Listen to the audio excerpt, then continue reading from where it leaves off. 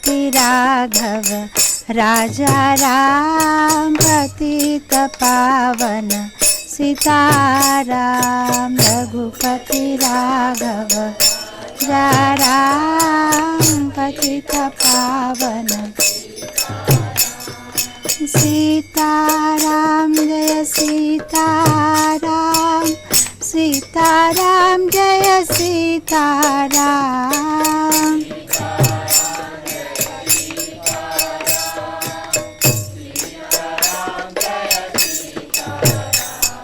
सीताराम जय सीताराम। सीताराम जय सीताराम।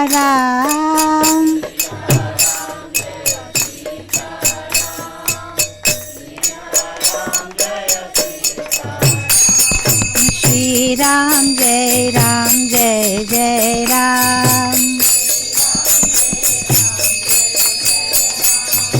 श्री राम जय जय राम। श्री राम जय जय राम। श्री राम जय जय राम। श्री राम जय जय राम। श्री राम जय जय राम। श्री राम जय जय राम। श्री राम जय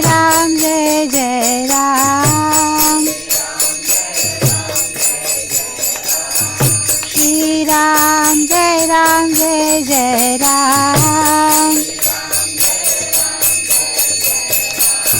श्री राम जय जय राम। श्री राम जय जय राम। श्री राम जय जय राम। श्री राम जय जय राम। श्री राम जय जय राम। श्री रामचंद्र भगवान की जय। लोकाभिरामं रणरङ्गधीरं। लोकाभिरामं रणरङ्गधीरं राजीवनेत्रं रघुवंशनाथं।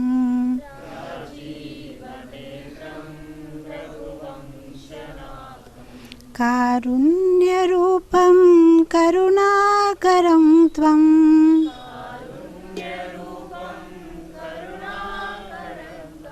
श्रीरामचन्द्रं शरणं प्रपद्ये।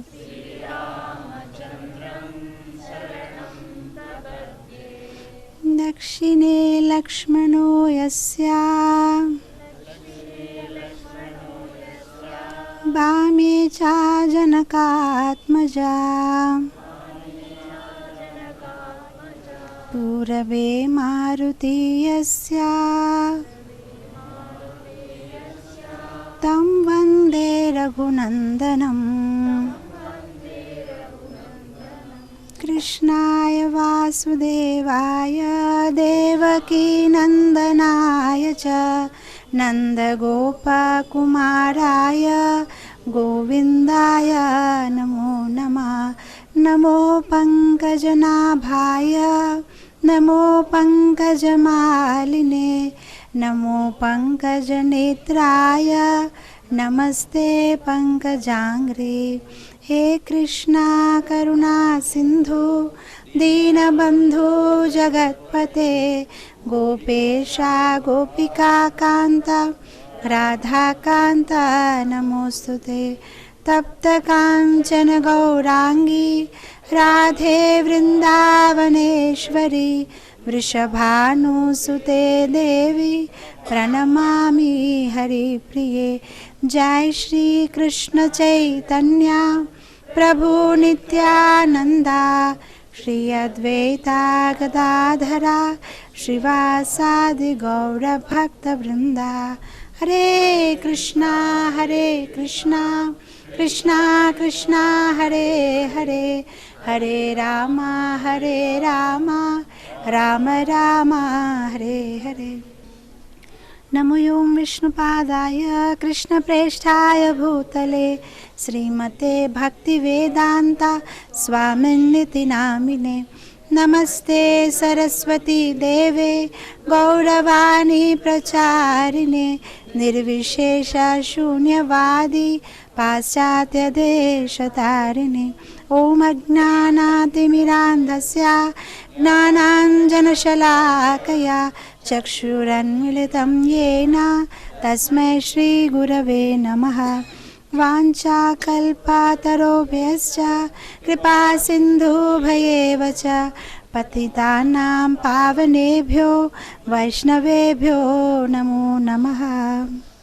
पिछले कुछ रविवारों से मंदिर में नाम रामायण पर चर्चा हो रही है, तो मैंने सोचा आज के भक्ति वृक्ष कार्यक्रम में भी रामायण से ही कुछ सुनाते हैं।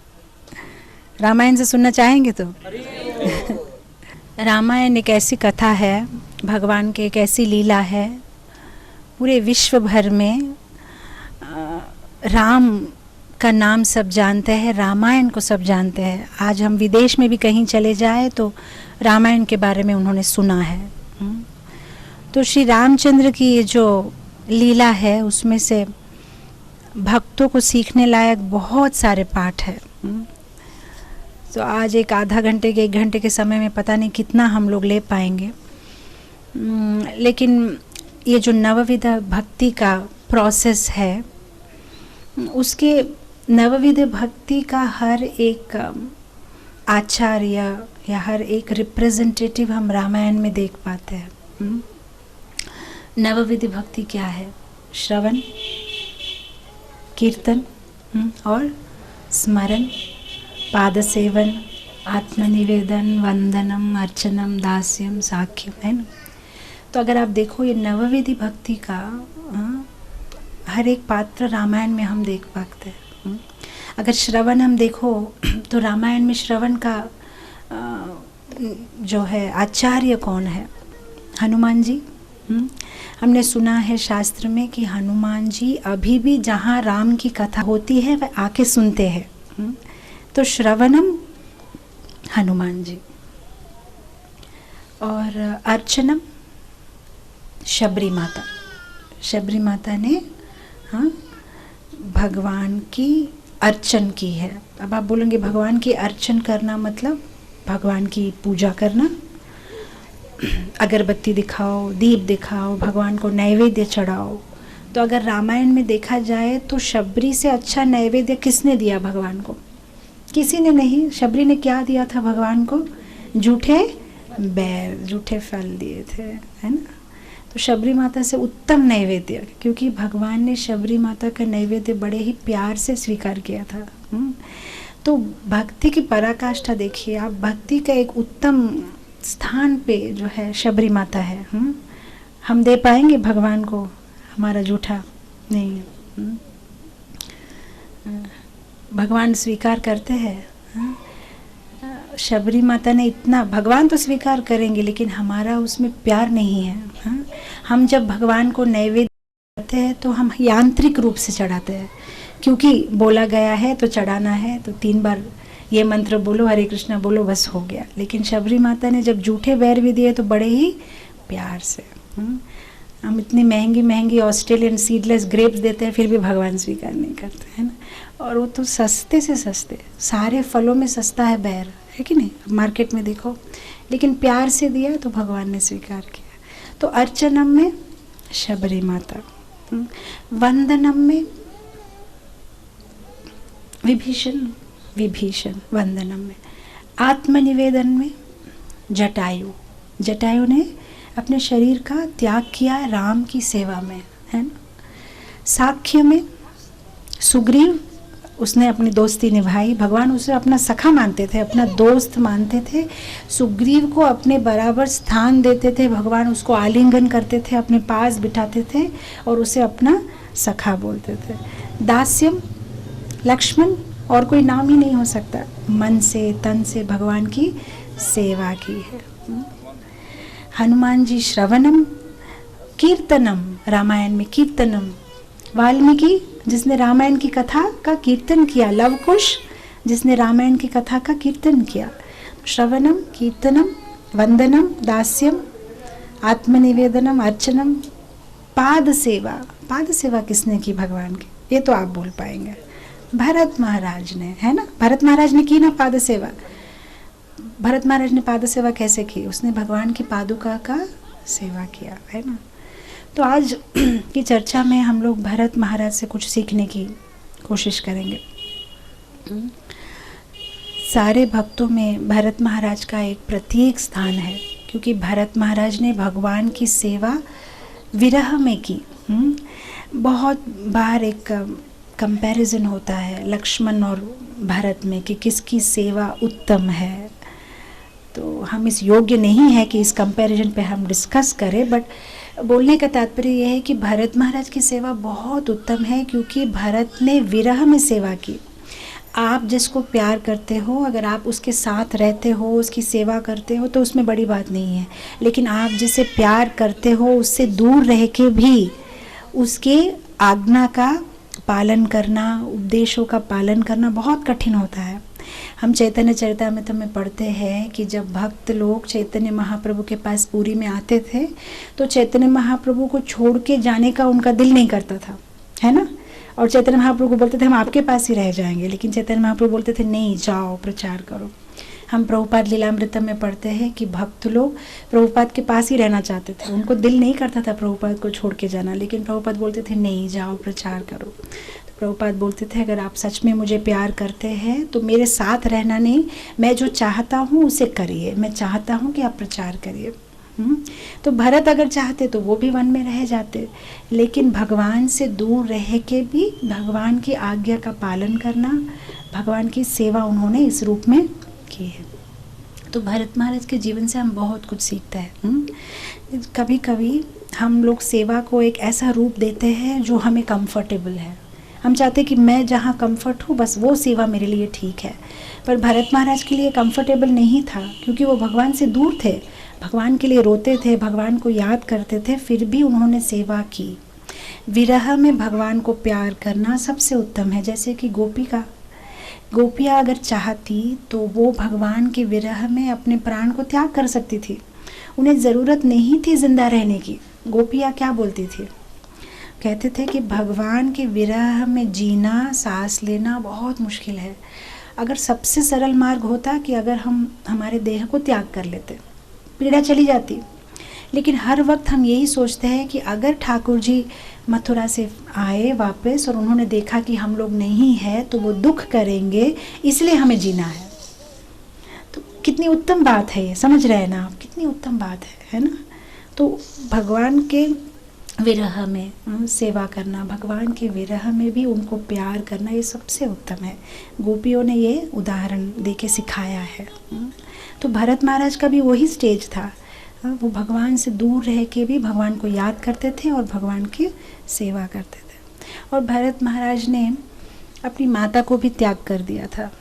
साधारण तो माता पिता के साथ में जो हमारा बंधन है, पत्नी के साथ में, पति के साथ में, बच्चों के साथ में, ये बहुत एक काफ़ी गाढ़ा संबंध होता है। इसे तोड़ना बहुत मुश्किल है, बहुत ज़्यादा स्ट्रिंग्स अटैच्ड होते हैं। लेकिन जैसे ही उन्होंने देखा कि उनकी माँ ने भगवान की अवज्ञा की है, भगवान को दुख पहुँचाया है, तो उन्होंने अपनी माता से संबंध तोड़ दिए। तो ये भी हम बहुत एक सीख सकते हैं। जब भक्ति में कोई अवरोधन, भक्ति में अगर कोई बाधाएं डालते हैं तो हम उनका त्याग कर सकते हैं। वो बेशक हमारी माँ हो सकती है या हमारे पिता हो सकते हैं। हम देखते हैं शास्त्र में कहानियाँ कैसे ध्रुव महाराज ने, प्रहलाद महाराज ने अपने पिता का त्याग किया, विभीषण ने अपने भाई का त्याग किया, भरत ने अपनी माँ का त्याग किया। तो जो भक्ति जीवन में जो बाधाएं उत्पन्न करते हैं, वैसे संबंध को जोड़ के रखने की कोई ज़रूरत नहीं है। हमें भगवान की सेवा करना है। ये मानव जीवन बहुत ही कठिनाइयों से, बहुत ही मुश्किल से मिलता है। अगर इस जीवन में हम हमारे रिश्तों में ही उलझे रहेंगे तो कैसे ऊपर जा सकते हैं। तो उसका मतलब मैं आज के प्रवचन में ये बोलने नहीं आई हूँ कि आप अपने पति पत्नी माँ बाप बच्चों को छोड़ दो। एक साधारण बात समझाने की कोशिश कर रही हूँ कि ये लोग कितने उत्तम भक्त थे। और फिर हम देखते हैं कैसे भरत महाराज जब अपने नैनीहाल से अपने मामा जी के घर से आते हैं और उनको पता चलता है कि ऐसे ऐसे अयोध्या में घटना घट चुकी है और श्री राम वनवास में चले गए हैं, तो वो अपने माता का त्याग करते हैं और सारे जो प्रजा है सबको लेके भगवान की ओर चल देते हैं। तो भगवान सबसे पहले कहाँ गए थे? चित्रकूट गए थे। ये पूरी रामायण कथा में भगवान चित्रकूट जाते हैं, उसके बाद दंडकारण्य जाते हैं और उसके बाद पंचवटी, जहाँ से सीता माता का अपहरण करते हैं रावण, और फिर सीता माता को जीत के अयोध्या वापस जाते हैं। तो इस दौरान भगवान चित्रकूट में होते हैं और इधर भरत को जब पता चलता है तो बहुत ही क्रोधित होते हैं और अपनी माँ को अपशब्द बोलते हैं और सारी प्रजा को लेके वे निकल पड़ते हैं। तो यहाँ हम देखते हैं कि ये जो पूरा वृत्तांत है उनका, अयोध्या से निकलना, चित्रकूट तक पहुँचना, वो उतना से एक उसमें हम बहुत कुछ सीख पाएंगे। जैसे सबसे पहले हम देखते हैं कि जैसे भरत महाराज निकलते हैं, उनके साथ अयोध्या में जितने भी लोग हैं सब बैलगाड़ियों में बैठ के, कुछ लोग चल के, कुछ लोग बैलगाड़ी में, कुछ लोग घोड़ों पे, सब जो है भरत महाराज के पीछे निकल पड़ते हैं। तो जब सारे बैठ जाते हैं, सब तैयार हो जाते हैं और सामने चलने की देरी है, तो भरत महाराज को एक विचार आता है। वो सोचते हैं कि मेरे जो बड़े भाई हैं श्री राम इतनी मेहनत से नंगे पांव वन वन भटक रहे हैं और मैं यहाँ राजा के जैसे रथ पे बैठ के जा रहा हूँ, ये सही नहीं होगा। तो उन्होंने क्या किया, उन्होंने भी अपने पादुकाएं रथ पे छोड़ के नंगे पांव सबसे आगे जाके चलने लगे। जो पूरा उनका एक प्रोसेशन था जिसमें सब नागरिक चल रहे थे, तो आगे जाके खड़े हो गए और वो भी चलना शुरू कर दिए। और जैसे सब नागरिकों ने देखा कि हमारे जो कुंवर है, हमारे जो होने वाले राजा है, जो भरत है, वो नंगे पांव चल रहे हैं, तो बाकी सब लोग भी जो है अपनी बैलगाड़ियों से उतर के चलने लगे। जब बाकी का सब चलने लगे तो सबकी तो इतनी शक्ति नहीं है जो नंगे पांव चले। कुछ लोग तो बहुत बूढ़े हैं, बिल्कुल उनकी शक्ति नहीं है। भगवान को मिलने की उत्सुकता से वो चल पड़े हैं, लेकिन शरीर में इतनी शक्ति नहीं है, लेकिन फिर भी वो लोग भी चलना शुरू कर दिए। तो जब कौशल्या माता ने ये देखा कि ये तो गलत हो रहा है, तो उन्होंने इमीडिएटली भरत को बुलाया कि भाई तुम इधर आओ, तुम रथ पे चढ़ जाओ। तो भरत ने बोला मैं अपना नियम नहीं तोड़ूंगा। जब मेरे भाई बिना रथ के चल रहे तो मैं भी बिना रथ के, मैं भी नंगे पांव चलूँगा। तो कौशल्या ने कहा कि तुम ऐसा कुछ नहीं कर सकते हो जिसके वजह से दूसरों को तकलीफ हो। तुम्हारे वजह से दूसरे चल रहे हैं रास्ते पे, तो तुम्हें रथ पे बैठना ही पड़ेगा। तो फिर भरत महाराज रथ पे बैठ गए। तो भरत महाराज रास्ते भर सोच रहे थे कि भाई कहाँ गलती हुआ, मैं तो एक साधारण सा नियम पालन करने की कोशिश कर रहा था, गलती कहाँ हो गई। तो गलती यहाँ हो जाती है कि जब हम हमारे नियम का या हमारे भक्ति का प्रदर्शन करते हैं, तब हमको नियम पालन करने में बाधाओं का सामना करना पड़ता है। इससे हम भी एक सीख ले सकते हैं। जब हमारी भक्ति जीवन में भी हम भी जब हमारी भक्ति का प्रदर्शन करते हैं, तब हम पकड़े जाते हैं, तब हमें माया पीछे खींच लेती है। ऐसा होता है ना। जैसे अभी कोई साधारण सी बात है, जैसे हम इस्कॉन में भक्त है तो प्याज लहसुन नहीं खाते, चाय कॉफ़ी नहीं पीते हैं। तो अगर आप जाओ कोई मैरिज में या कोई विवाह में जाओ, तो कोई आपको बोलेंगे भाई आप खाना क्यों नहीं खा रहे हो, तो आप बोलेंगे भाई हम प्याज लहसुन नहीं खाते। तब क्या होगा, वो लोग सीधा आपको प्रवचन देना शुरू करेंगे, देखिए आपका एज बहुत छोटा है, ये सब आपको शोभा नहीं देता, आपको अभी ऐसा नहीं करना चाहिए, है कि नहीं। पूरा कम से कम आधा घंटा का प्रवचन सुनना पड़ेगा। ये क्यों हुआ, क्योंकि हम हमारे नियमों का, भक्ति का प्रदर्शन करते हैं। सिंपल अगर हम बोल दें कि भाई हम घर से खा के आए हैं, तो बोलेंगे अरे शादी में घर से खा के कैसे आएंगे, शादी में तो यहीं खाना पड़ेगा। तो हमें क्या बोलना है, बोले हमारी तबीयत खराब है, हमारा पेट खराब है, तब कोई प्रॉब्लम होगा? कोई प्रॉब्लम नहीं होगा। आप क्लास से भी बच जाएगा और आपके काम का काम भी हो जाएगा। लेकिन हमें प्रदर्शन करने की बहुत आदत है। जब तक प्रदर्शन नहीं करते हमें खुशी नहीं होती। किसी के घर जाओ, बोलो आप चाय कॉफ़ी लेंगे, तो आप इमीडिएटली बोलेंगे अरे चाय छोड़ के तो 15 साल हो गए। फिर तुमको किसी ने नहीं पूछा कितने साल हो गए, चाय लोगे नहीं लोगे, तो उतनी सी बात थी। प्रदर्शन छोटा सा कहीं एक थोड़ा ऐड करना है, भाई हम इतने साल से, हम इतने सालों का नियम है हमारा। और जैसे हम वो प्रदर्शन करते हैं माया हमें नहीं, वो जो मेढक होता है, जब मेढक बहुत ज़्यादा आवाज़ करता है तब क्या होता है, सांप उसको पकड़ लेता है। तो हमें बहुत केयरफुल रहना है, प्रदर्शन नहीं करना है, भक्ति का प्रदर्शन नहीं करना है। प्रदर्शन नहीं, देखिए आपको पता है बहुत सारे जो धनी लोग होते हैं उनके पास कितना धन है वो कभी नहीं बताएंगे, क्योंकि वो सोचते हैं कि जो नहीं बताऊंगा तो बढ़ जाएगा, है ना। तो भक्ति में भी ऐसा ही है, ज़्यादा प्रदर्शन नहीं करेंगे तो और भी भक्ति बढ़ेगी। नहीं तो देख दिखावा में मैं दिखा दूँ, मैं किसी को बता दूँ मैं कितनी अच्छे भक्त हूँ, तो वहाँ हम नीचे गिर जाते हैं। हमें बहुत केयरफुल रहना चाहिए कि हमारी ये आदत है, जब तक किसी को बता ना ले कि हम चतुर्मास से ऐसे पालन कर रहे हैं, हमारो शांति नहीं मिलेगी, हमको अच्छा नहीं लगेगा। तो यहाँ भरत महाराज से हम सीखते हैं कि भक्ति का प्रदर्शन नहीं करना चाहिए। भरत महाराज रथ पे बैठ गए और फिर वो आगे आगे चल रहे। तो सबसे पहले जैसे वो आगे चले तो उनको गुहा निषाद राज से सामना हुआ। हम सब जानते हैं कि निषाद राज भगवान के बहुत अच्छे बंधु थे, बहुत अच्छे दोस्त थे। तो निषाद राज को थोड़ा सा संदेह हुआ कि ये क्यों आया है भरत, वो भी अकेला नहीं, इतने लोग, हजारों लोग उसके पीछे आ रहे हैं, क्यों इतने लोग आ रहे हैं, क्या वो श्री राम को हानि पहुंचाने की कोशिश कर रहा है। तो निषाद राज जैसे ही भरत के सामने आते हैं तो वैसे ही सुमित्रा उनको इंट्रोड्यूस करा देते हैं, उनका परिचय करा देते हैं कि ये निषाद राज है, श्री राम के दोस्त है। तो भरत महाराज एकदम सीधा निषाद राज के पैर छूते हैं कि जो श्री राम के मित्र है तो मेरे भी पूजनीय हुए। फिर भी निषाद राज उनको पूछते हैं क्या तुम राम को हानि पहुंचाने आए हो, तुम्हें तो अयोध्या का राज मिल गया, अब तुमको क्या चाहिए।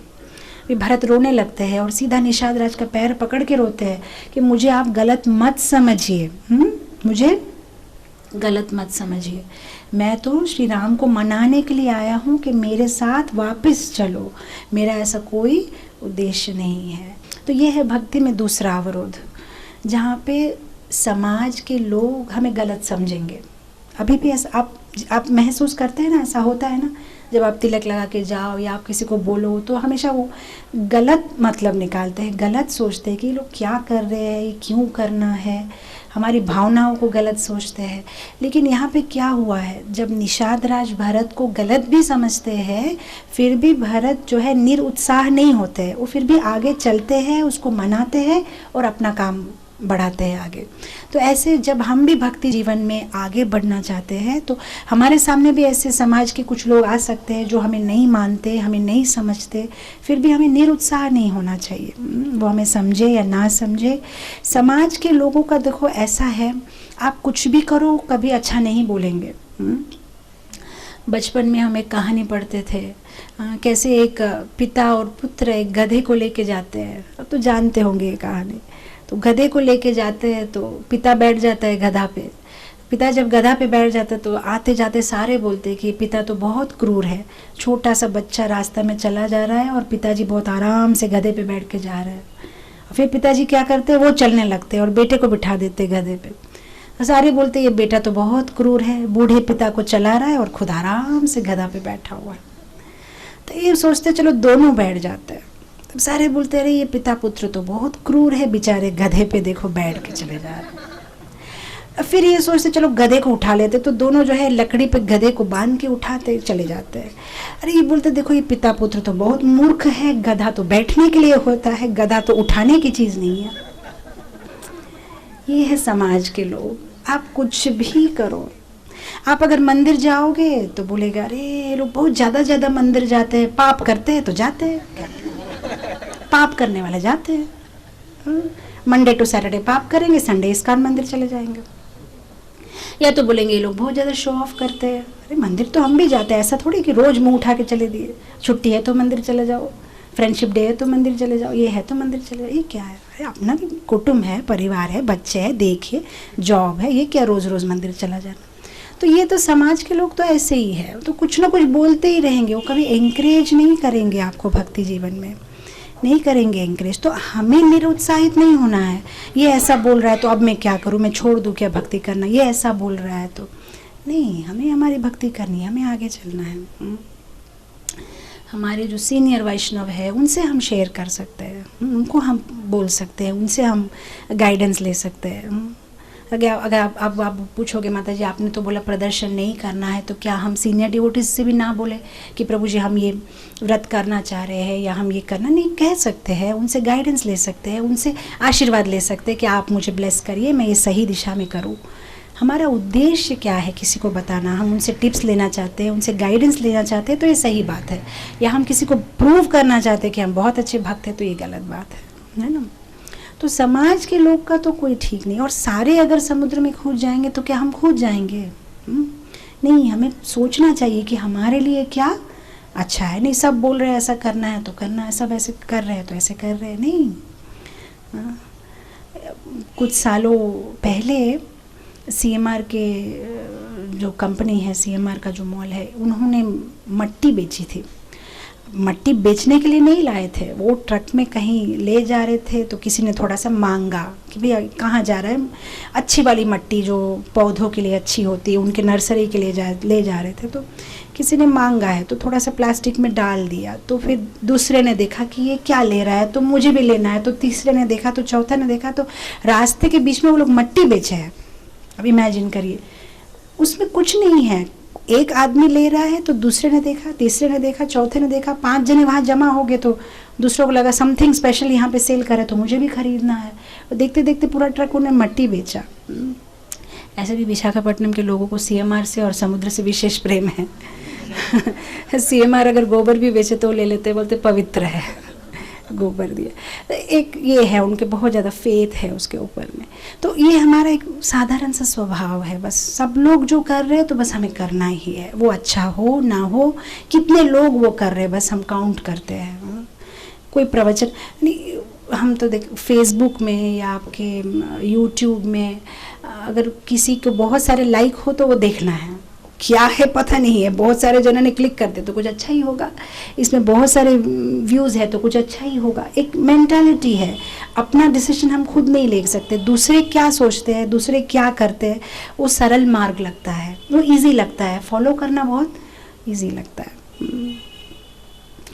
एक कहानी है कि एक आदमी जो बहुत ज़्यादा पीता है, शराब पीता है, उसे एक साधु बोलते हैं कि भाई तुम शराब पीना छोड़ दो, क्योंकि शराब पियोगे तो नरक में जाओगे, शराब पीना पाप है। तो वो बहुत प्यार से पूछता है, साधु जी आप बोलते हो शराब पीने से नरक में जाऊंगा, लेकिन मेरा भाई भी शराब पीता है। तो बोला कोई भी, वो भी नरक में जाएगा। फिर मेरे पिताजी भी शराब पीते हैं, तो वो भी नरक में जाएगा। बोलते हमारे घर के सामने जो वेश्या रहती है वो भी शराब पीती है, मतलब वो भी नरक में जाएगा। तो ये बोलता है कि भाई सब लोग नरक में जाएंगे तो मैं स्वर्ग में जाके क्या करूँगा, मेरा उधर क्या काम है। फिर तो मैं शराब कभी नहीं छोड़ूंगा, जब सारे नरक की ओर जा रहे तो मैं तो अकेला बोर हो जाऊंगा ना स्वर्ग में, मैं भी चलता हूँ नरक में। ये हमारी मेंटालिटी है, ये हमारी मेंटालिटी है। इसीलिए तो श्रीला प्रभुपाद जी विदेश में जाके प्रचार करके उनके सफ़ेद हाथी को, वाइट एलिफेंट को यहाँ ले आए, भारत में विदेशी भक्तों को ले आए, तब जाके हम लोग भक्ति को अपनाए हैं, है ना। कि हमें चाहिए कि कौन क्या एक एग्जाम्पल चाहिए, या किसी का फॉलो करना है, अपने आप से हम नहीं समझ पाते हमारे लिए क्या अच्छा है क्या अच्छा नहीं है। तो यहाँ क्या हुआ, ये जो गुहा है, निषाद राज है, उन्होंने बोला कि क्या आप राम को मारने के लिए आए हो, क्या राम को हानि पहुँचाने के लिए आए हो। तब वो कहता है कि नहीं, मैं श्री राम को मनाने के लिए आया हूँ। तो बिल्कुल निरुत्साह नहीं हुए और आगे चलने के लिए तैयार हुए। तो निषाद राज के पास जब जिस दिन रात को रुके थे, तो निषाद राज ने भरत महाराज को बोला कि चलो हमारे महल में, मैं तुम्हारे लिए अच्छा सा बिस्तर तैयार कर दूंगा, आप विश्राम करिए। तो भरत महाराज बोलते नहीं, श्री राम कैसे सोए थे मैं भी वैसे ही सोऊंगा। फिर निषाद राज उनको ले जाते हैं, वो झाड़ दिखाते हैं जहाँ पे सीताराम रात को सोए थे। निषाद राज उनको दिखाते हैं कि कैसे सूखी घास का बिस्तर बना के श्री राम जी और सीता जी ने वहाँ विश्राम किया था। तो भरत जी बहुत रोते हैं वो दृश्य देख के कि इतना सुकोमल शरीर, इतने ऐशो आराम से जिए हुए मेरे भाई को आज ये तकलीफ़ उठानी पड़ रही है, वो भी मेरे वजह से। दूसरे दिन प्रातः उठ के भरत महाराज थोड़ा और आगे जाते हैं भरद्वाज मुनि के आश्रम में। भरद्वाज मुनि के आश्रम में जब भरत महाराज आते हैं तब भरद्वाज मुनि खूब ही प्रसन्न होते हैं और फिर वो भरत महाराज को बोलते हैं कि आज मेरे बहुत बड़े प्रश्न का मुझे जवाब मिल गया। तो भरत महाराज बोलते कौन से प्रश्न का? तो भरद्वाज मुनि बोलते हैं कि मैं हमेशा सोचता था कि भगवान की भक्ति करो तो उसका फल है भगवान का दर्शन प्राप्त होना। जब भगवान का दर्शन प्राप्त करो तो उसका फल क्या है? तो वो आज मुझे पता चला कि भगवान की भक्ति करने से भगवान का दर्शन होता है और भगवान का दर्शन करने से संत का दर्शन होता है, भक्त का दर्शन होता है। तो क्योंकि मुझे भगवान का दर्शन मिला इसलिए उसके प्रतिफल, उसका रिजल्ट मुझे आपका दर्शन मिला जो सबसे रेयर है। मैं भगवान का भी दर्शन करना आसान है लेकिन भगवान के भक्तों को मिलना बहुत ही कठिन है। तो बहुत खुश हो जाता है कि आप जैसे एक भक्त मेरे आश्रम में आए। प्राय सब भक्तों को बहुत आश्चर्य लगता है कि आप कोई भी इस्कॉन के प्रवचन सुनो या क्लास सुनो, वैष्णव सेवा, वैष्णव कृपा, वैष्णवों के बारे में बहुत बोला जाता है।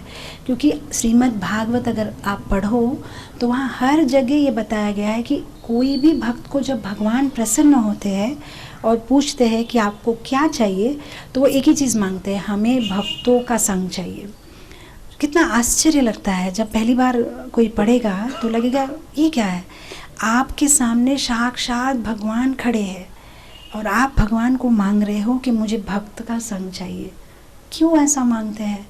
भगवान से ऐसा क्यों नहीं मांगते कि आप सब समय हमारे सामने रहिए या आपका संग चाहिए? ऐसा आप एक भी दिखा दीजिए भागवत में कोई भी भक्त ने मांगा कि मुझे भगवान का संग चाहिए।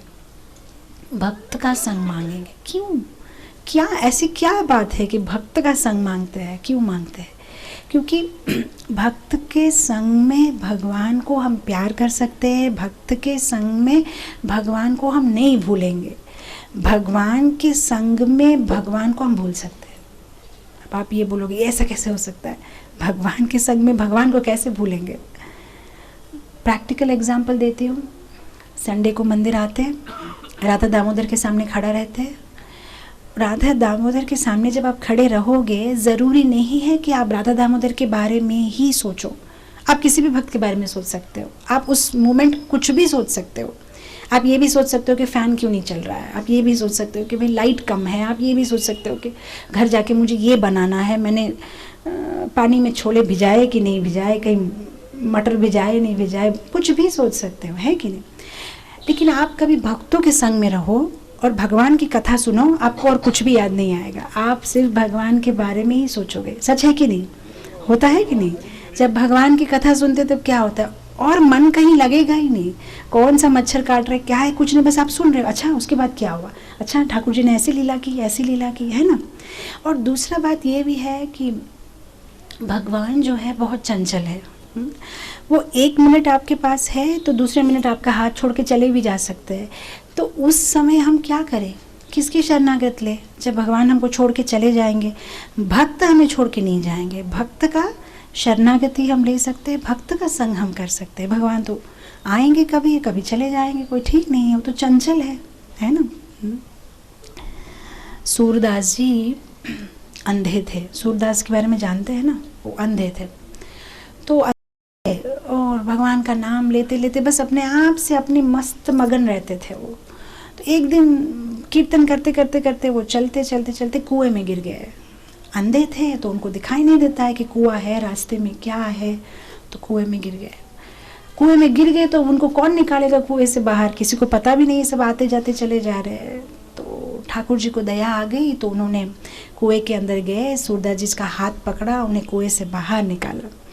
तो जैसे ही ठाकुर जी 7 साल के छोटे बच्चे के रूप में आए थे, तो जैसे ही ठाकुर जी का हाथ पकड़ा तो सूरदास तो बहुत बड़े भक्त हैं, तो हाथ छू के बोलने लगे कि कौन है ये, कौन है, क्या ये श्याम है, क्या तुम हो कृष्ण, क्या ये तुम हो, कौन, किसने मेरा हाथ पकड़ा है। तो भगवान ने हंस दिया और हाथ छोड़ के चले गए। तो सूरदास जी तो अब अंधे हैं, तो पता नहीं है कि किस दिशा में जाऊं और कैसे उसको पकड़ूं। तो भगवान के बारे में सूरदास जी बहुत सुंदर एक पद, तभी का तभी एक सुंदर पद बनाते हैं। भगवान को बोलते हैं कि भाई तुम इस गेम में फेयर नहीं हो। गेम तो ऐसा होना चाहिए जब दोनों पार्टी बराबर के हो। तुम यंग हो, युवक हो, एकदम शक्ति है, तुम भाग सकते हो, मैं तो बूढ़ा हूँ, तो मेरे साथ तुम रेस करोगे, मैं तुमको कैसे पकड़ूंगा। तो तुम अपने आप को बहुत चतुर समझ रहे हो कि तुम हाथ छुड़ा के मेरे पास से चले गए। ठीक है, ये गेम फेयर नहीं है। अगर तुम अपने आप को इतना ही स्मार्ट समझते हो, इतना ही तुम अपने आप को चतुर समझते हो, तो मेरे हृदय से तुम भाग के दिखाओ, जहाँ पे मैंने तुमको बांध के रखा है, वहाँ से तुम नहीं निकल पाओगे। आई बात समझ में आई? बहुत सुंदर गाते हैं। बोलते हैं, हाथ छुड़ाई के जई रहो हो, हाथ छुड़ाई के, हाथ छोड़ के जा रहे हो, जई रहो हो, हृदय से जाओ तो मानो, हृदय से जाओ तो मानो। हृदय से जाओ, मेरे हृदय से जाओ, तब मानते हैं कितने चतुर है। आप नहीं जा पाओगे, मैंने आपको बांध के रख लिया है। तो भगवान तो बहुत चंचल है, कब हाथ छोड़ के चले जाएंगे पता नहीं, लेकिन भक्तों की शरणागति तो हम हमेशा ले सकते हैं। इसलिए मैं भक्तों का साथ हमें नहीं छोड़ना चाहिए, इसीलिए हर भक्त भक्तों का संग मांगते हैं। तो यहाँ हमारे रामायण की कथा में हम वापस आते हैं। तो यहाँ निषाद राज उनको भगवान का बिस्तर दिखाते हैं, ये रोते हैं, आगे भरद्वाज मुनि के पास जाते हैं और भरद्वाज मुनि प्रशंसा करते हैं कि मुझे आप जैसे भक्त का संग मिला, मैं बहुत प्रसन्न हूँ। और फिर भरद्वाज मुनि उनको आगे का रास्ता बताते हैं, उनको पूछते हैं कि भरत महाराज पूछते हैं कि कहाँ गए श्री राम। सब भरद्वाज मुनि उनको बताते हैं कि ऐसे ऐसे उन्होंने, और भरद्वाज मुनि बताते हैं कि कैसे श्री राम ने भरद्वाज मुनि से पूछा कि मैं कहाँ जाऊँ। जब वो वनवास के लिए आए तो बोले मैं कहाँ जाऊँ। तो भरद्वाज मुनि को हंसी आ गई कि भगवान मुझे पूछ रहे हैं कि मैं कहाँ जाके रहूँ। तो भरद्वाज मुनि ने भगवान से पूछा कि आप कहाँ नहीं हो, आप कहाँ नहीं हो वो बताइए, तो हम बताएंगे कि आप कहाँ जाके रहेंगे। तो भगवान हंस के उनको इशारा कर रहे हैं कि भैया तुम ये फिलॉसफी छोड़ो, इस लीला में मेरे को बताओ मैं कहाँ जाके रहना है। तो उनको जो है 14 जगह बताते हैं भरद्वाज मुनि जी, कहाँ आप जाके रह सकते हो। तो या जहाँ भगवान आपकी भक्ति होती है वहाँ आप रहो, जहाँ कानों से भगवान की लीला सुनते हैं उन लोगों के घर जाके रहो, जो आँखों से आपका दर्शन करते हैं, जो जीभा से आपका प्रसाद का स्वाद खाते हैं, जो अपने पैरों को तीर्थ यात्रा जाने के लिए उपयोग करते हैं, जिनका मस्तक गुरु के चरण कमलों में झुकता है, जिसको आपके सिवाय और कोई शरण गति नहीं है, ऐसे अलग अलग जगह जो गायों की रक्षा करते हैं, ऐसे भक्त के घर में आप जाके रहो। तो फिर भगवान आगे चलते हैं और हमारी कहानी में यहाँ भरत महाराज भी आगे चलते हैं। जैसे भरत महाराज आगे जाते हैं, भरद्वाज मुनि उन्हें रोकते हैं, उन्हें कहते हैं कि देखिए आप थक चुके हैं, बहुत थकान हो गई है, आप 1-2 दिन यहाँ आराम करिए। तो भरत महाराज को तो आराम नहीं करना है, बट उनके साथ में जो आए हैं वो सब बहुत वृद्ध है, थके हुए हैं।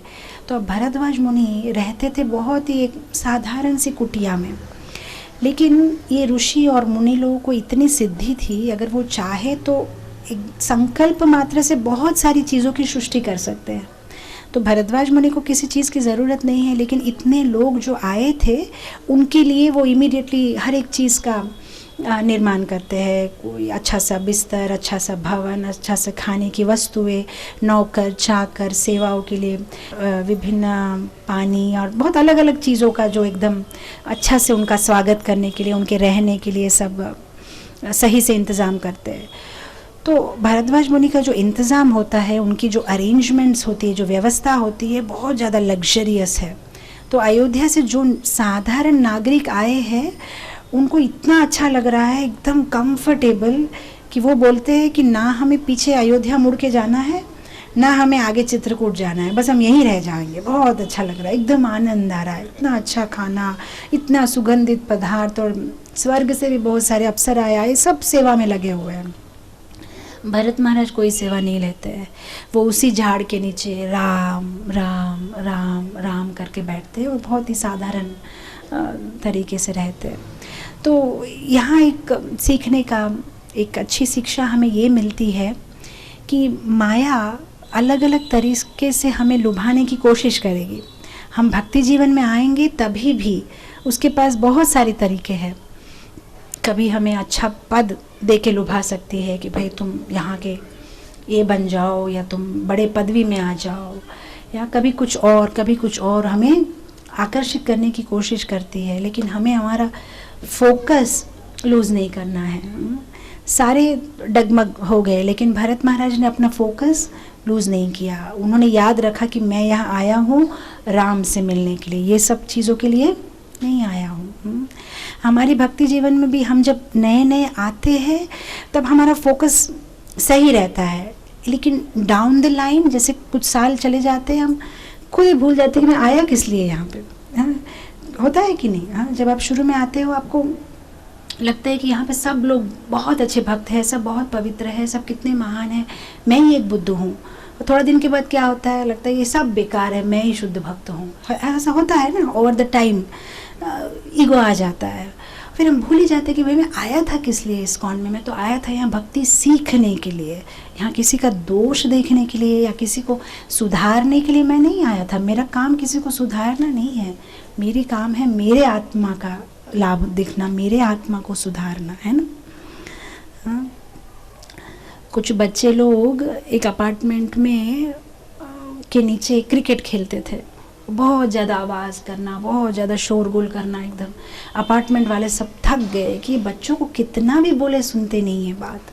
तो उस अपार्टमेंट में एक नया किराएदार आया, उसने बोला बस इतनी सी बात है, मैं 2-4 दिन में इसको सॉर्ट आउट कर दूंगा। तो ये लोग सब हंसने लगे, बोला हो ही नहीं सकता ऐसा। तो क्यों नहीं हो सकता? बोलते मानेंगे ही नहीं बच्चे। बोलते पक्का मानेंगे, मैं करके दिखाऊंगा। ये बूढ़ा आदमी बहुत चतुर था, वो एक दिन नीचे गया, शाम को बच्चे लोग क्रिकेट खेल रहे, किसी का खिड़की तोड़ रहे तो किसी का दरवाज़ा। तो इस आदमी ने जाके सारे बच्चों को बोले आ जाओ इधर आ जाओ, बोले ये लो तुम 100 रुपये लो और तुम सब जाके कुछ आइसक्रीम खा लो। बोले किस लिए दे रहे आप ये पैसा हमको? तो मुझे अच्छा लग रहा है, आप लोग क्रिकेट खेल रहे हो, मैं बूढ़ा हो गया, मैं तो अब जवान नहीं हूँ, कम से कम आपको देख के मुझे आनंद आ रहा है कि चलो। तो मेरे लिए मैं आपसे रिक्वेस्ट करता हूँ, मैं रोज़ आपको 100 रुपये दूंगा, लेकिन आप यहीं क्रिकेट खेलना, बस मुझे और कुछ नहीं चाहिए। बच्चे लोग पहले तो थोड़ा संकोच किया कि क्यों ले, फिर लगा ठीक है बेवकूफ़ आदमी है, देने तो हमको क्या है। दूसरा दिन फिर गए, फिर इसने 100 रुपये दिया, तीसरा दिन गए 100 रुपये दिया, चौथा दिन गए, उसने बोला मेरे पास आज पैसा चेंज नहीं है, 50 रुपये। तो बच्चे लोग बोले देखो, एक तो तुम्हारे लिए हम क्रिकेट खेल रहे, तुमको खुशी देने के लिए, ठीक है आज हम लोग एडजस्ट करें, लेकिन देखो तुम ऐसा 50 रुपये ऐसा दोगे तो फिर हम नहीं खेलेंगे क्रिकेट, हम 100 रुपये हमको कंपल्सरी चाहिए। फिर तीसरा दिन गया, वो लोग चेंज नहीं है 10 रुपये। बोले ये क्या हो रहा है? तो नहीं मेरे पास चेंज नहीं है। तो इस बार बच्चों को गुस्सा आ गया, बोले ये पकड़ो तुम्हारा 10 रुपये, हम जा रहे हैं, हमको नहीं खेलना है क्रिकेट, हम नहीं खेलेंगे इधर। क्या सोचते हो, हम इतना सस्ता सोचते हो, 10 रुपये में हम क्रिकेट खेलेंगे? हमको नहीं खेलना है। इसका काम हो गया। हम जब नए नए आते हैं इस्कॉन में, हमको क्या लगता है कि मैं इसकी सेवा करें, हम ये करें, हम भगवान की भक्ति करने के लिए आए। हमारा मेन, हम भक्ति करते हैं क्योंकि हमें आनंद मिलता है, हम आरती में आते हैं क्योंकि हमें आनंद मिलता है, हम सेवा करते हैं क्योंकि हमें आनंद मिलता है। और कुछ साल के बाद हम क्या सोचते हैं, मुझे नहीं करना है, मैं नहीं करूँगा ये सेवा, ये मेरा का, इसने ऐसा क्यों बोला, उसने ऐसा क्यों बोला। अरे तुमको क्या है उसने क्या बोला, तुम किस लिए आ रहे हो? तुम अपने आनंद के लिए सेवा कर रहे हो, तुम किसी के लिए नहीं कर रहे हो। पर हम भूल जाते हैं, हम भूल के गलत मार्ग में चला। नहीं, मुझे अगर ये पदवी नहीं मिलेगी मैं नहीं करूँगा सेवा, मुझे ये नहीं, मेरी बात किसी ने नहीं मानी तो मैं क्यों माने तुम्हारी बात मनवाने के लिए तो तुम नहीं आए हो ना मंदिर में, तुम तो भक्ति करने आए हो। तुम इसीलिए थोड़ी आए थे कि मेरी बात सबको माननी है, इसीलिए मैं इस्कॉन में आ रहा हूँ या इसीलिए मैं भक्ति कर रहा हूँ। ओवर द टाइम हम फोकस लूज कर देते हैं, हम भूल ही जाते हैं हम किस लिए आए हैं मंदिर में। यहाँ भी सब भूल गए किस लिए आए थे भूल गए, भगवान को मिलने के लिए आए थे। तो कुछ दिनों के बाद भरत महाराज ने उन्हें बताया भी चलो हम किस लिए आए, हमें और आगे जाना है, चलिए निकलते हैं। तो फिर सब जो है भरत महाराज के साथ आगे आगे चल दिए। कुछ रामायण के वर्जन में लिखा है कि वो कुछ वहीं रह गए और भरत महाराज आगे निकल पड़े, कि इतना आनंद आ रहा था कि बस उनको और कुछ याद नहीं आ रहा था। भरत महाराज और आगे गए। जैसे वो और आगे जा रहे थे तो इंद्र जो है उनको तकलीफ़ देना शुरू कर दिया। बहुत ज़्यादा बारिश, बहुत ज़्यादा हवा। अब इंद्र उनको क्यों तकलीफ़ दे रहा है? क्योंकि इंद्र सोच रहा था कि अगर भरत महाराज सक्सेसफुली राम के पास चले गए और राम को मना लिया और राम को वापस लेके चले गए अयोध्या, तो हमारा तो पूरा मेहनत पानी में चली जाएगी। हम जो इतना मेहनत किए हैं, भगवान को रिक्वेस्ट किए कि आप राम के रूप में आइए, रावण का संहार करिए, तो ये सब हमारी मेहनत तो चली जाएगी। तो भरत को हम जाने ही नहीं देंगे। तो उसको अलग अलग तरीके से उसको कष्ट देना आरंभ किया। फिर बृहस्पति आते हैं। बृहस्पति आके इंद्र को समझाते हैं, तो तुम क्या कर रहे हो, तुम क्यों चिंता कर रहे हो, कुछ नहीं होगा, राम नहीं मानेंगे, भरत वापस चला जाएगा, तुम ये बारिश गिराना ये सब तुम बंद करो। तो फिर ये बंद कर देते हैं इंद्र। इससे हमें सीखने लायक शिक्षा ये है कि जब हम भक्ति जीवन में आते हैं तो हमने जो पूर्व जन्म में या इस जन्म में जो पाप किए हैं, पुण्य किए हैं, वो सब अवरोधन के रूप में आते हैं। अब आप सोचेंगे पाप किए हैं अवरोधन के रूप में आते हैं, ठीक है, पुण्य कैसे आएंगे? पुण्य कैसे आएंगे अवरोधन के रूप में? पुण्य भी आते हैं। अगर आपने बहुत पुण्य किया है तो आपके आसपास में बहुत ज़्यादा लग्जरी होगी। बहुत ज़्यादा लग्जरी होगी तो आप भगवान से दूर हो जाएंगे, है कि नहीं? श्रीमद् भागवतम के प्रथम स्कंद में कुंती देवी क्या बोलती है?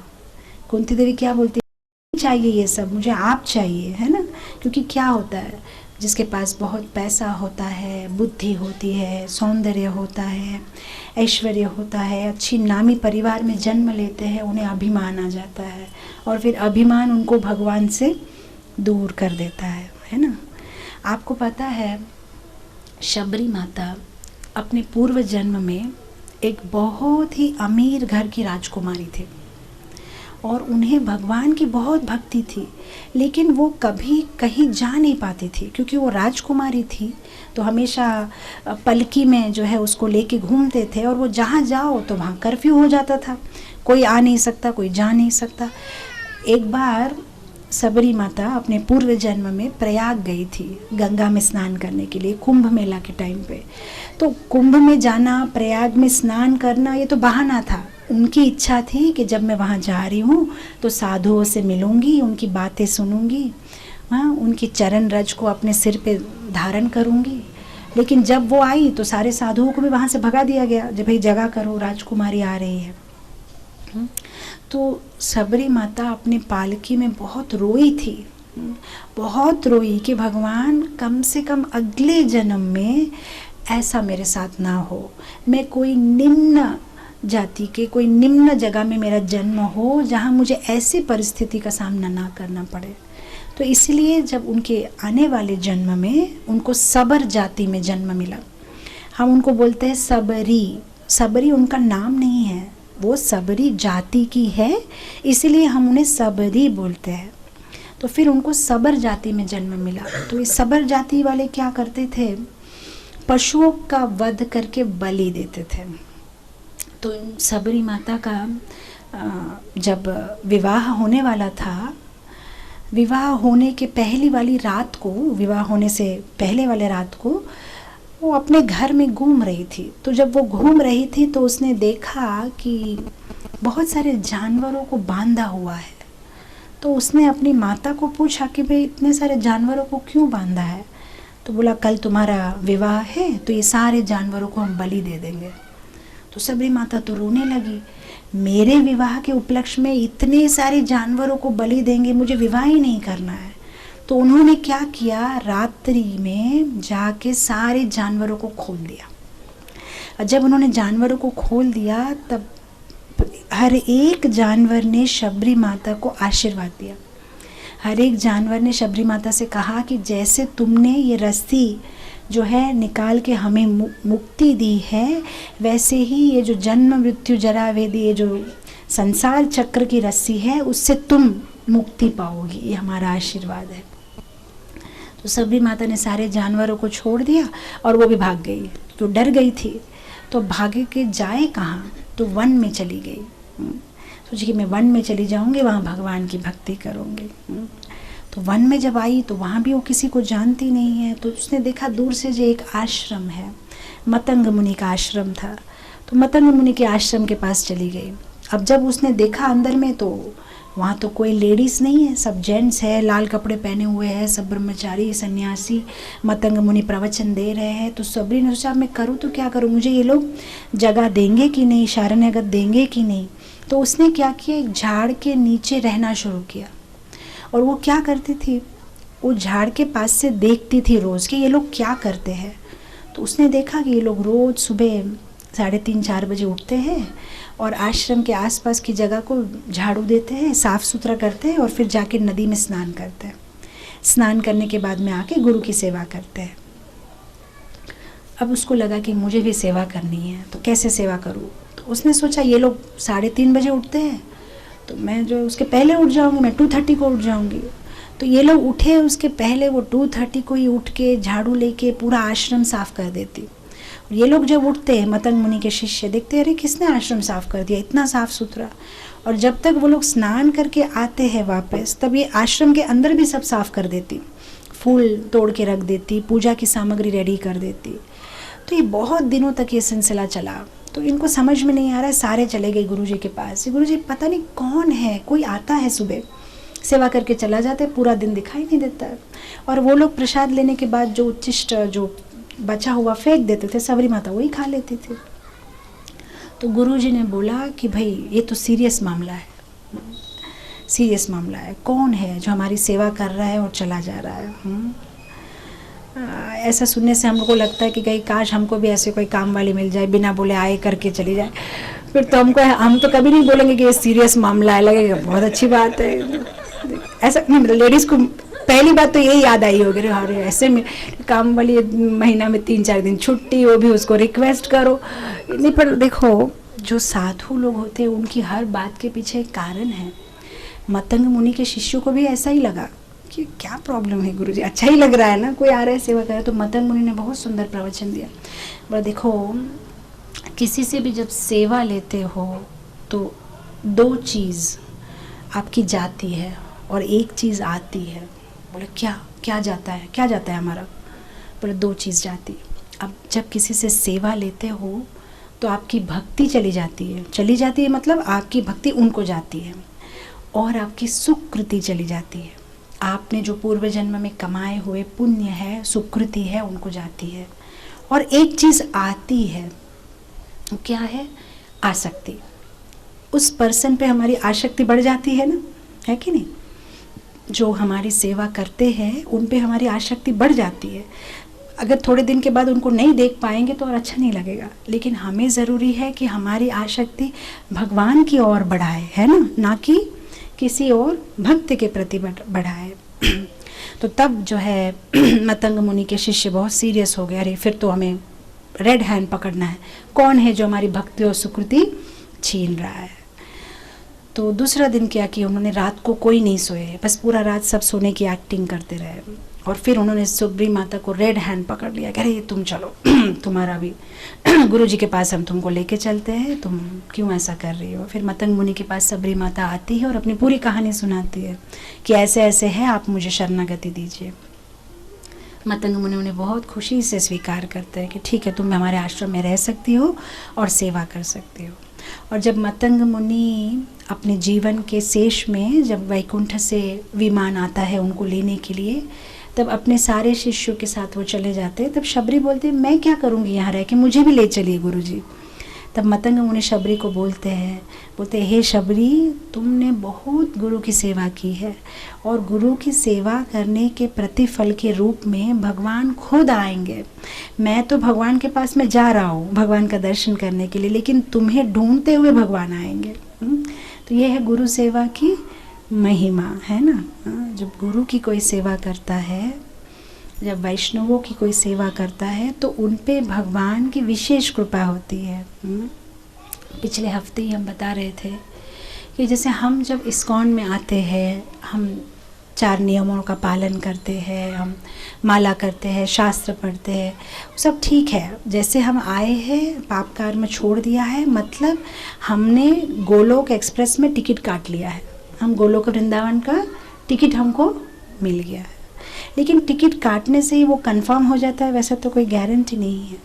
लेकिन जो लोग गुरु की सेवा करते हैं, वैष्णव की सेवा करते हैं, उनका क्या होता है, इमरजेंसी कोटा में उनका टिकट कंफर्म हो जाता है, उनको इतना कष्ट करने की ज़रूरत नहीं होती। और जो लोग भगवान के मंदिर निर्माण में सेवा देते हैं, डोनेशन देते हैं, उनका क्या होता है, तात्काल में टिकट कंफर्म हो जाता है कि नहीं। आप जानते हैं टिकट कंफर्म करने के लिए हेडक्वार्टर कोटा, इमरजेंसी कोटा और तात्काल 3 ही होता है। गुरु की सेवा करो तो हेडक्वार्टर कोटा, डोनेशन दो तो तात्काल कोटा, और पुरुषोत्तम मास करो, कार्तिक मास करो, ये व्रत करो, वो व्रत करो तो इमरजेंसी कोटा, बाकी सब आरएसी में रह जाते हैं। अब कब वो आरएसी का कंफर्म होगा कोई गारंटी नहीं, लेकिन हाँ टिकट तो है। जब 16 माला करते हो, इस्कॉन में आते हो, प्रभुपाद जी को मानते हो, तो टिकट तो आपका है, बस कंफर्म करवाना है, उसको कंफर्म करवाना है ना। तो यहाँ पे क्या हुआ, मतंग मुनि ने सबरी को बोला कि तुमने गुरु की सेवा की है, भगवान खुद आएंगे तुम्हारे पास, तुम चिंता मत करो, ठाकुर जी खुद आएंगे तुम्हें देखने के लिए। और ठाकुर जी आते भी हैं, हम जानते हैं कैसे ठाकुर जी आते हैं, बड़े प्रेम से सबरी के दिए हुए जूठे बेर भी खाते हैं। आपको पता है जब ये जूठे बैर भगवान खाते हैं तब लक्ष्मण नहीं खाता है, आपको पता है, उसको बिल्कुल अच्छा नहीं लगता है, उसको जब देते वो फेंक देता है। और कई सालों के बाद जब अयोध्या में युद्ध हो गया, राम का राज्याभिषेक हो गया, तो एक दिन लक्ष्मण जो है बहुत विचार से बैठे हुए हैं, तो राम जी उनको पूछते हैं कि भाई क्या विचार कर रहे हो इतना ज़्यादा। तो बोलते नहीं भैया मैं सोच रहा हूँ, हम लोग का जन्म साथ साथ में ही हुआ, बस कुछ घंटों की डिफरेंस थी, हम लोग एक साथ में गुरुकुल गए, एक साथ में शादी हुआ, एक साथ में वनवास में गए, हर एक चीज़ हम लोग एक साथ में की, ऐसा कुछ नहीं कि आपने अलग किया या मैंने अलग किया। लेकिन फिर मेघनाद के बाण से मैं मूर्छित हुआ, आप क्यों मूर्छित नहीं हुए। तो राम ने बोला कि मैं आज तुमको सीक्रेट बताता हूँ कि मुझे क्यों कुछ नहीं हुआ। और ठाकुर जी ने बोला तुम्हें याद है हम लोग सबरी के घर गए थे, हाँ गए थे, उसने जूठे बैर दिए थे, हाँ दिए थे, और तुमने नहीं खाए थे, हाँ मैंने नहीं खाए थे। तो भगवान ने बोला वो जो बैर थे वो साधारण बैर नहीं थे, वो जड़ी बूटी का काम करते थे, तो वो जो बैर मैंने खा लिए थे इसलिए मैं मूर्छित नहीं हुआ, और तुमने नहीं खाए थे इसलिए तुम मूर्छित हुए।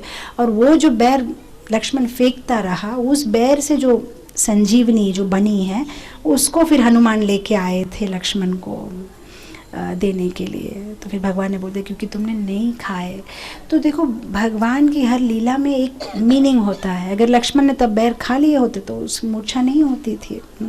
और भगवान के भक्तों की महिमा गान करने के लिए भी भगवान ऐसा आयोजन करते हैं कि मेरे भक्तों की महिमा जानो। जब भगवान शबरी के पास जाते हैं और ये बैर खाते हैं तो दूसरे जो आसपास के ऋषि मुनि हैं उन्हें बहुत ईर्ष्या हो जाती है, बोलते इतना तो क्या, मतलब उसके जूठे बैर तक भगवान ने खा ली और हमारे आश्रम में भी नहीं आए, ये तो भगवान है ही नहीं। जो भगवान है वो ऐसा थोड़ी करता है, भगवान को तो आप नैवेद्य दो, चांदी के प्लेट में भजन गाओ, कितना कुछ करना पड़ता तब जाके तो वो लेते, जूठे बैर थोड़ी खाते हैं। तो बोले आप भगवान है ही नहीं, भगवान को चैलेंज कर दिया। और फिर लक्ष्मण तो और भी गुस्सा हो गए, क्या बोल रहे हो। तो अगर ये भगवान है तो इनको बोलो यहाँ पे जो ये छोटी सी नदी बह रही है ये एकदम मैली नदी है, अपने स्पर्श से इसको अच्छा बना दे। तो भगवान ने बोला पर मैं कब बोल रहा हूँ कि मैं भगवान है, मैं भगवान नहीं हूँ, मैं चलता हूँ आगे। तो लक्ष्मण ने बोला अरे उनको क्या पूछते हो, मैं पैर टच करूँगा तो भी ये जो है मैली नदी अच्छी बन जाएगी। बोला ठीक है करो। तो लक्ष्मण जी ने जो है अपना पैर उस नदी के अंदर डाला, नदी कुछ नहीं हुआ, जैसी मैली थी वैसी रह गई। तो लक्ष्मण जी ने बोला राम जी को भाई आप पैर डालो। तो राम जी ने बोला मैं तो पहले ही बोला मैं भगवान नहीं हूँ, मैं चलता हूँ। लक्ष्मण जी ने बोला भारत का सवाल है, ऐसा मत करें, थोड़ा सा पैर डाल दीजिए प्लीज़। ठीक है, बोला राम जी ने पैर डाला, कुछ नहीं हुआ। फिर राम जी ने, मैंने पहले ही बोला था कि कुछ नहीं।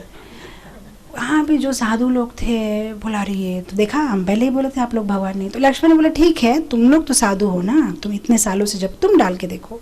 और ठीक है, हम सब मंत्र तंत्र सब इतना मंत्र की, और मैली नदी और भी मैली हो गई, एकदम लाल लाल हो गई, एकदम गंदी हो गई। बोले अरे रे रे। तो फिर राम जी ने बोला कि अरे अगर शबरी माता जिंदा होती, क्योंकि जैसे ही श्री राम निकले वहाँ से, शबरी माता श्री राम के सामने ही वो अग्नि का कुंड बनाया और उन्होंने प्रवेश करके अपना देह त्याग कर दिया था श्री राम जी के सामने ही। श्री राम बोले अगर शबरी माता होती तो वो ऐसे ही उस मैली नदी को मतलब जो है पवित्र कर देती। तो ये साधुओं ने बोला अब तो आप ऐसे ही बोलेंगे क्योंकि वो नहीं है तो कुछ भी बोल सकते हैं। बोलते नहीं नहीं नहीं, अभी भी मैं प्रूव कर सकता हूँ। बोले कैसे करेंगे? बोला शबरी माता जहाँ पे खड़ी होती है ना, मट्टी पे खड़ी होके वो बैर चुनती है या फूल चुनती है, उनकी पा की जो मुद्रा बनी रहती है मट्टी में, वहाँ से थोड़ा सा धूल लेके आ जाओ, ये वो डाल दो, ये नदी पवित्र हो जाएगी। तो शबरी माता के पैरों की धूली लेके आके जब उन्होंने नदी में डाली तो एकदम नदी पवित्र हो गई। तो आप क्या सोचते हो ये वृत्तांत से कि भगवान के पैर डालने से नदी पवित्र नहीं होगी? होगी ना। तो भगवान ऐसे क्यों करते हैं? अपने भक्तों का गुणगान करने के लिए, प्रूव करने के लिए कि देखिए मेरे भक्त बहुत महान है, मेरे भक्त मुझसे भी महान है। देखो बहुत सारे लोग क्रिटिसाइज़ करते हैं कि अरे क्या भगवान को झूठा बैर कितने भी, पर अगर आप फिलॉसफिकली भी देखो तो शबरी तो भगवान को झूठा बैर खिलाई ही नहीं खिलाई है। देखो हम लोग क्या बोलते हैं, जब आप राम का नाम लो तो क्या होता है? राम आपकी जिह्वा में नृत्य करते हैं, है कि नहीं? बोलो राम, मतलब भगवान हमारे जिह्वा पे है। तो शबरी तो सतत कंटिन्यूसली राम राम राम बोलती थी, है कि नहीं? तो जब वो राम राम बोलती थी मतलब उसकी जिह्वा में राम भगवान है। उसका मतलब जब उसने बैर खाया तो अंदर से किसने खाया? फिर झूठा कहाँ से हुआ? राम का खाया हुआ बैर उसने राम को खिलाया, तो फिर झूठा कहाँ हुआ? है ना। हमारे गुजरातियों में बहुत सुंदर भजन गाते हैं इस सबरी माता का। बताए सबरी ये बेर कदी चाख्या नता, इन्हें तो अंदर थी चाख्या था राम ने, अंदर थी चाख्या था राम ए। अल्लाह part they sing like this. देखिए सबरी माता ने कब झूठा किया? उसको तो अंदर से चखा था राम को, राम ने चखा था, तो राम के चखे हुए बैर राम को खिलाए। भक्त लोग तो कभी अपराध कर ही नहीं सकते, हम समझ नहीं सकते क्योंकि हमारे में इतनी बुद्धि नहीं है। शास्त्र में क्या बोला गया है?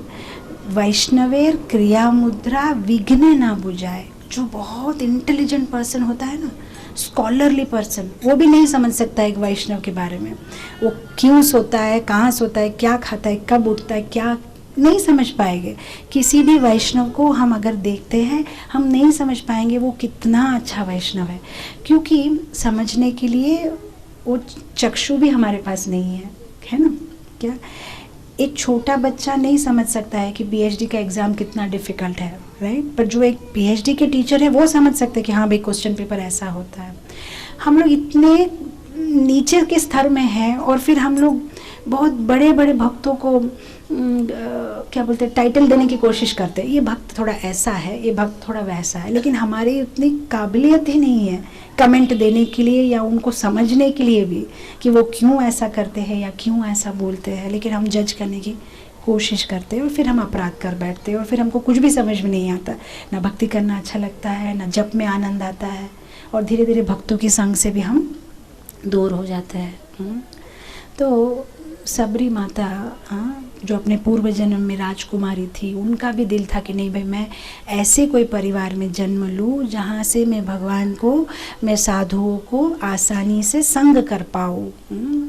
तो यहाँ पे क्या हो रहा है हमारी कथा में, भरत महाराज की कथा में, जी वो जब आगे चले हैं और यहाँ भरद्वाज मुनि के आश्रम गए हैं, उसके बाद में इंद्र जो है उनको तकलीफ़ दे रहे हैं।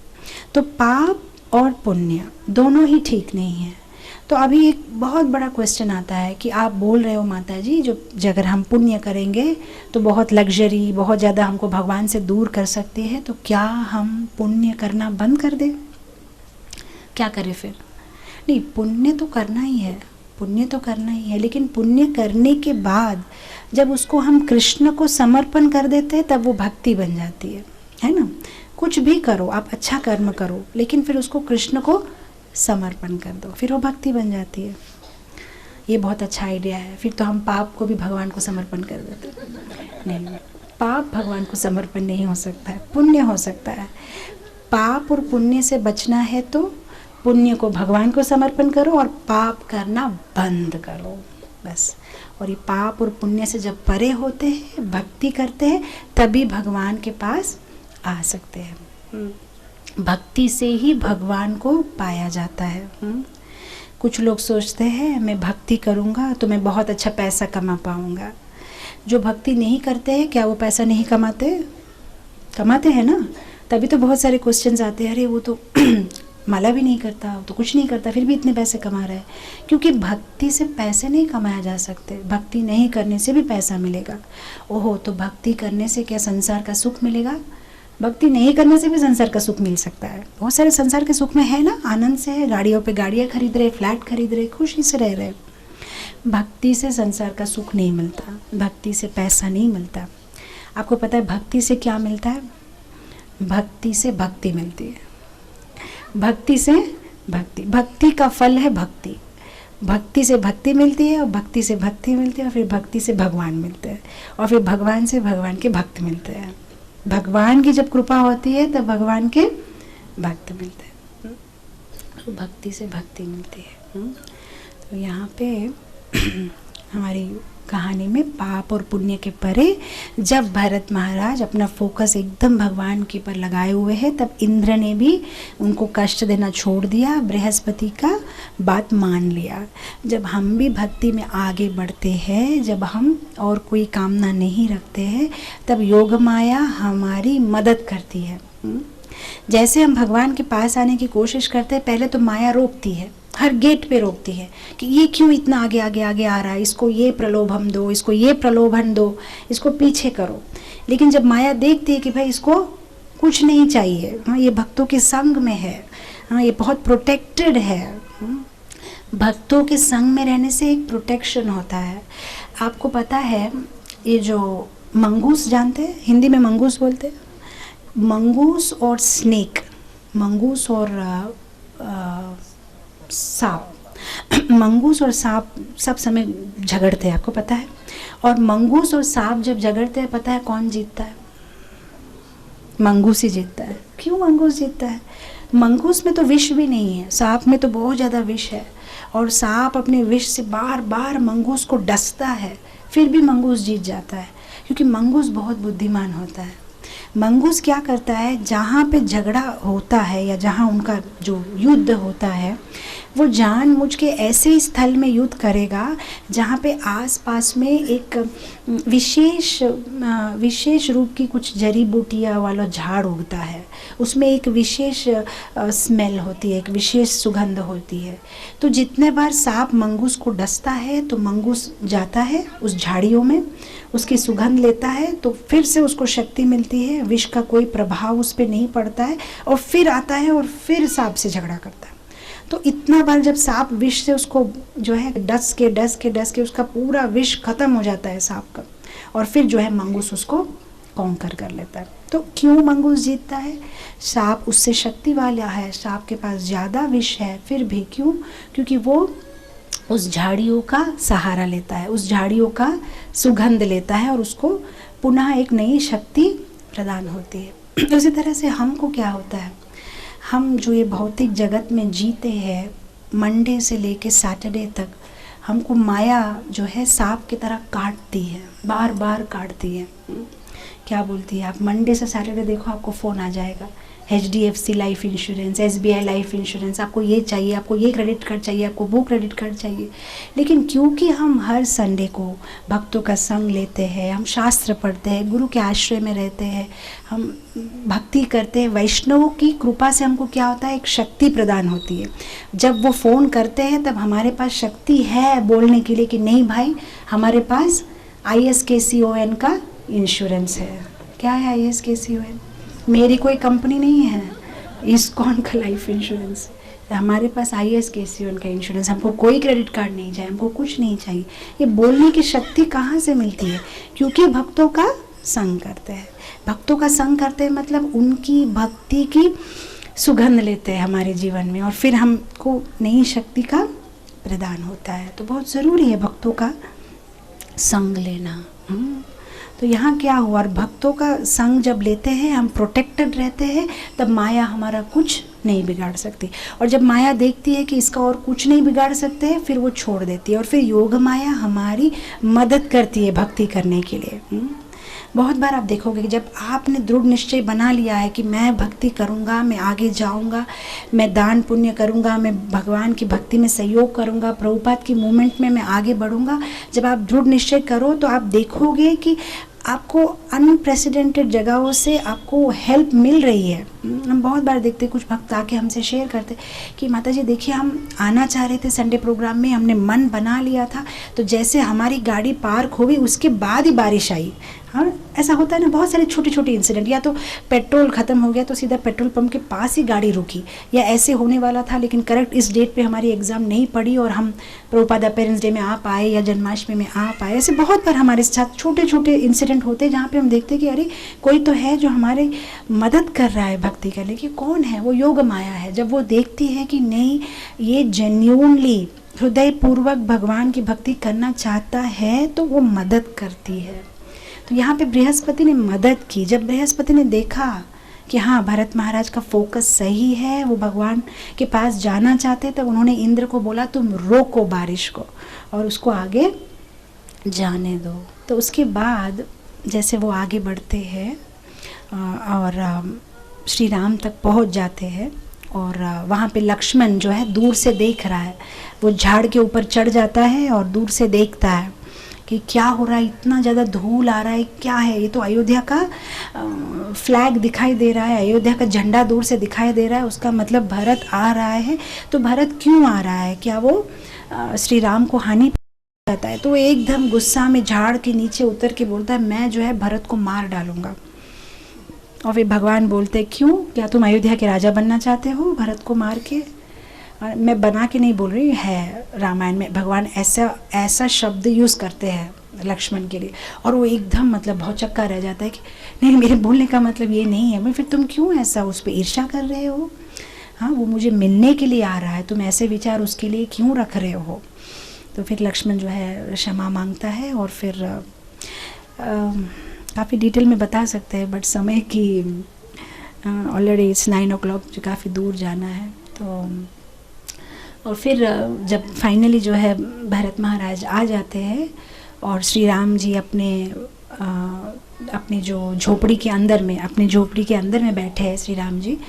तो अब आप देखिए, एक इंसान इतनी दूर से आया है, इतनी मेहनत करके, तो इमीडिएट रिएक्शन तो ऐसा होना चाहिए कि ये नो जो सिनेमा में दिखाते एकदम झोपड़ी को खोल और भैया मैं आ गया, तो ऐसा जो होता है, ऐसा कुछ नहीं होता है। आते हैं भरत जी और जहाँ पे झोपड़ी है भगवान जी की, वहाँ पे झाड़ के नीचे बैठते हैं और बस रोते हैं। बस कुछ नहीं बोलते, ना एक बार बोलते हैं कि मैं आ गया हूँ या कुछ भी नहीं, बस रोते हैं। और फिर श्री राम जब अपनी झोपड़ी का दरवाज़ा खोलते हैं और बाहर आते हैं और भरत को आलिंगन करते हैं। तो इसमें हम ये सीखते हैं कि मेहनत तो हम करेंगे, सब कुछ हम करेंगे, उसके बाद में जो भगवान की कृपा मिलेगी वो उनकी मर्ज़ी से मिलेगी, वो हमारी खुशी से नहीं। जो हमने मेहनत की इसलिए हमें भगवान को हमें देना ही चाहिए, ऐसी शर्त से हम भक्ति नहीं करना चाहिए, ऐसी शर्त से नहीं। वो देंगे नहीं देंगे, कृपा करेंगे नहीं करेंगे, वो उनकी मर्ज़ी। हमें हमारी साधना तो करनी है। बहुत सारे लोग पूछते हैं कि भगवान जो है वो साधना सिद्ध है कि कृपा सिद्ध है? भगवान तो कृपा सिद्ध ही है। ऐसा नहीं है, ऐसा कोई फॉर्मूला नहीं है कि मैं 16 राउंड्स इतने ईयर के लिए करूँगा, मैं ये पालन करूँगा तो फलाना 2048 में भगवान को मुझे दर्शन देना ही पड़ेगा। वो उनकी मर्ज़ी है, हम लोग तो सर्वेंट है, मास्टर की मर्ज़ी है।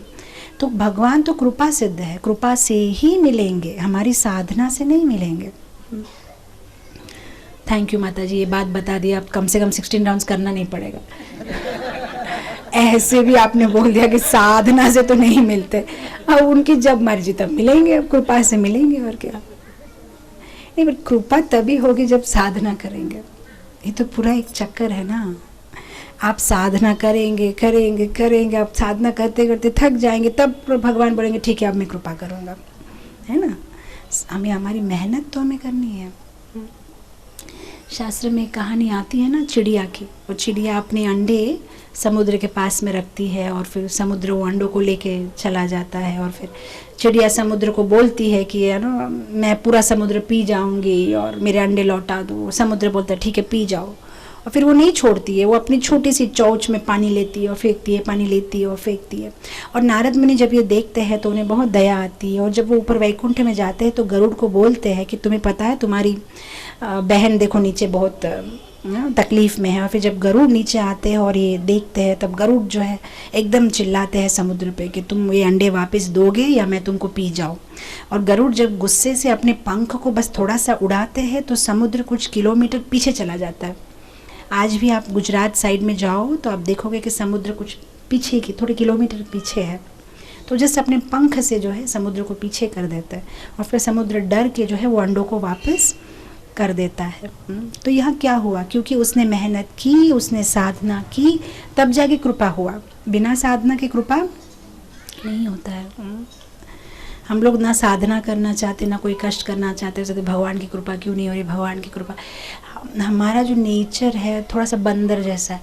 बंदर को आप अगर बीज दे दो ना, बोला ये बीज तुम डालोगे, उसमें पानी डालोगे तो बहुत अच्छा आम का पेड़ आएगा, तो बंदर ना डाल देगा बीज, अच्छा से माटी खोद के बीज डाल देगा, पानी भी डाल देगा, लेकिन हर एक घंटा में देखेगा कि आया कि नहीं, आया कि नहीं। वो खोदेगा फिर देखेगा कि आ गया क्या, झाड़ आ गया, झाड़ आ गया। वैसे हमारा भी ऐसे स्वभाव होता है। ये 6 महीना नहीं हुआ, मैं इतने टाइम से 16 माला कर रहा हूँ, मेरा कुछ नहीं हुआ।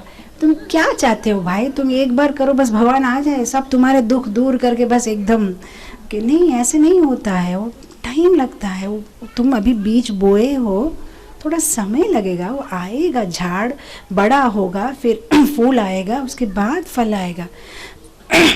प्रतीक्षा तो करनी पड़ेगी ना, प्रतीक्षा तो करनी पड़ेगी। डिसअपॉइंट नहीं होना है, हमें डिसअपॉइंट नहीं होना है, मेहनत तो करनी है।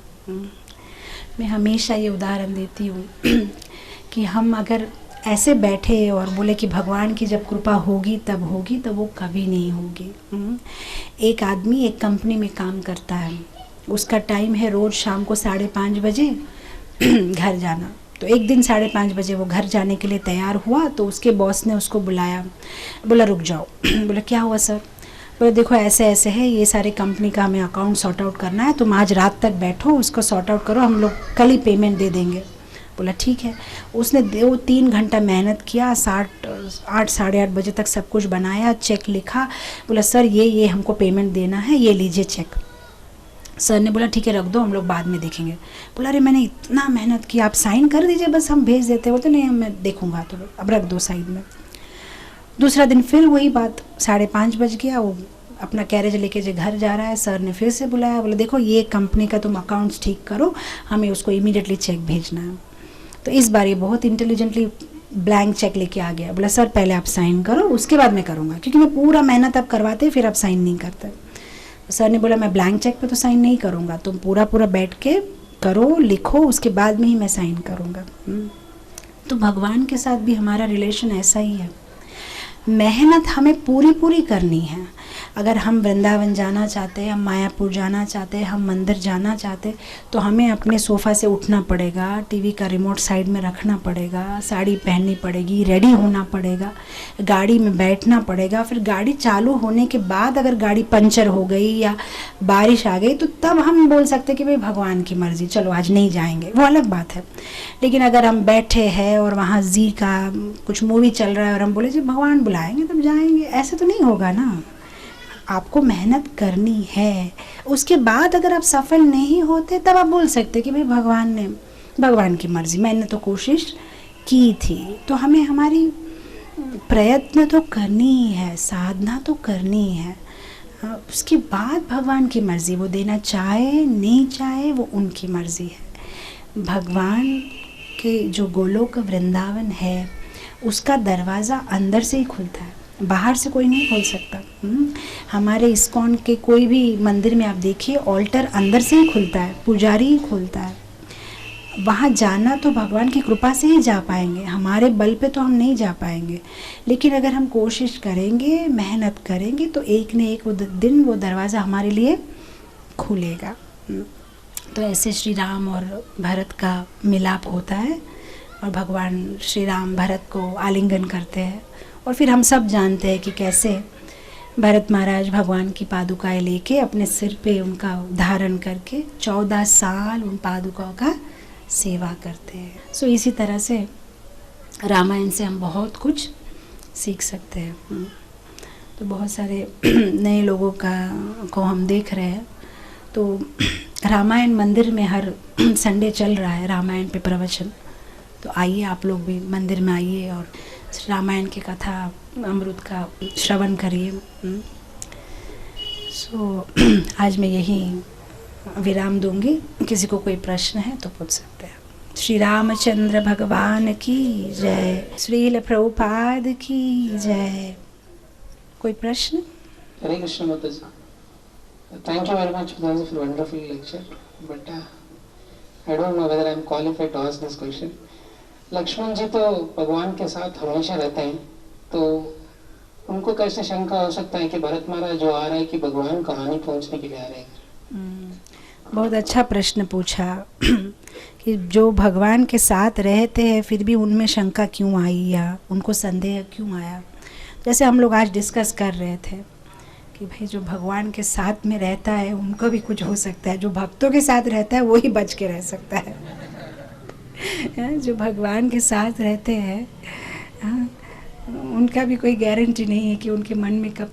देखिए इसीलिए रामानुज संप्रदाय में भगवान के दर्शन के लिए अलग सा सिस्टम बनाया गया है कि बहुत घंटे घंटे आप लाइन में रहो और उसके बाद आपको सिर्फ भगवान का दर्शन बस एक आधा मिनट के लिए होगा। और जब आप सिर्फ इतने घंटे रुकने के बाद जब आधा मिनट के लिए भगवान का दर्शन होता है तो उस समय में आपको और कुछ याद नहीं आएगा, क्योंकि आप जितना गप्पा मारना चाहते थे वो तो मार लिए 2-3 घंटा, आप तो बोर भी हो गए ऐसे भी। और आपको पता है कि ये आधा मिनट के बाद में आपको कोई धक्का मारने वाला है और नहीं देख पाओगे और ठाकुर जी को। तो अब तब क्या होता है कि आप विग्रह अपराध नहीं करते हो। देखो बहुत सारे अलग अलग प्रकार के अपराध है, सेवा अपराध है, विग्रह अपराध है, गुरु अपराध।